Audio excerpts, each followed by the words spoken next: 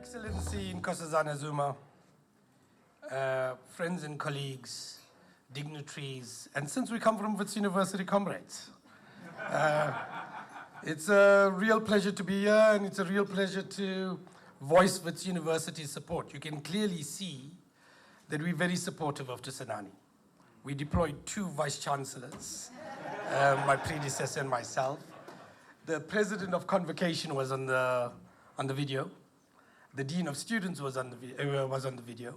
And of course, we have many of our students in some way or the other supporting this particular event. So Wits is particularly supportive of Thusanani, not because one of our own, our SRC president, has played such an important role in that, and not only because it speaks to the real passion of being a Witsie, somebody who's not only at the top of the game in the profession they've chosen, but also somebody who's a great citizen, who's giving back and rebuilding the nation and the society from which they come. And for that, that's an admirable trait. It's what we would like to see in every graduate coming out of Wits University.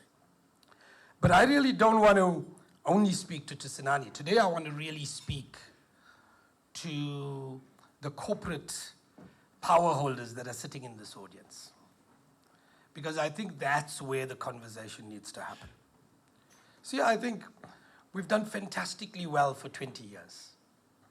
We had an amazing transition that the world has looked up to and said, this couldn't be done.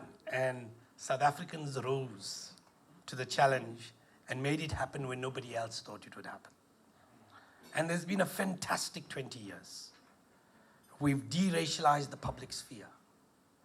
We've fundamentally changed education. In 1994, we had 420,000 students in higher education. This year, we have over 1 million. And many of the universities, particularly the University of Witwatersrand, where we come from, in 1994, Louisa, we would have had probably 20% of students, even less. Today, we have 75%. We're both diverse and we're cosmopolitan. We're both African and we're global.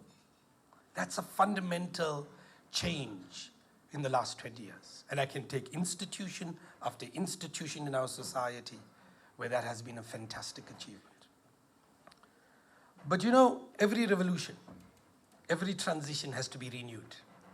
If it is ever to be constantly moving in progress, it has to be renewed. And it seems to me that the historic challenge is that while we've achieved political liberation, unless we achieve socio-economic liberation, we are in serious trouble. And what we have to confront in our society is the level of inequality. Because if we don't fix inequality, it will come to gobble up the political liberation of the last 20 years.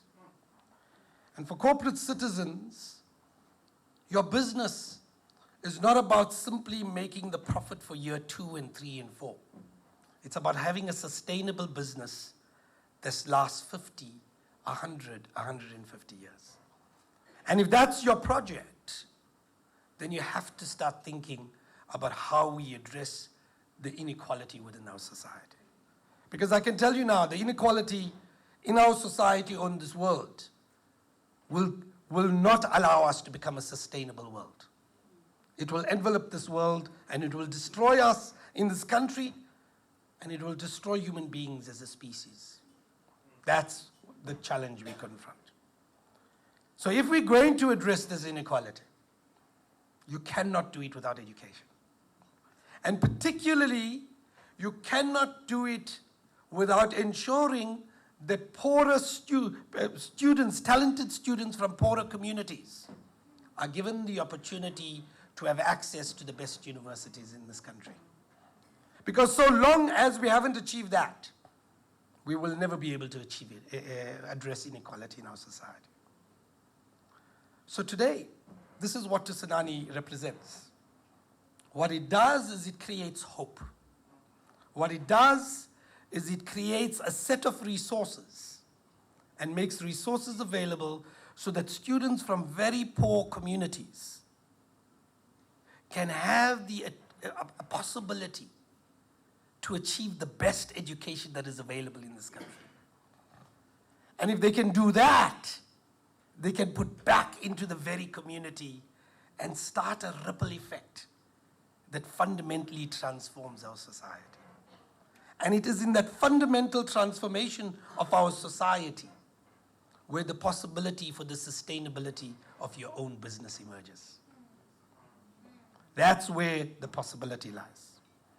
And it seems to me that that's what Thusanani puts onto the table.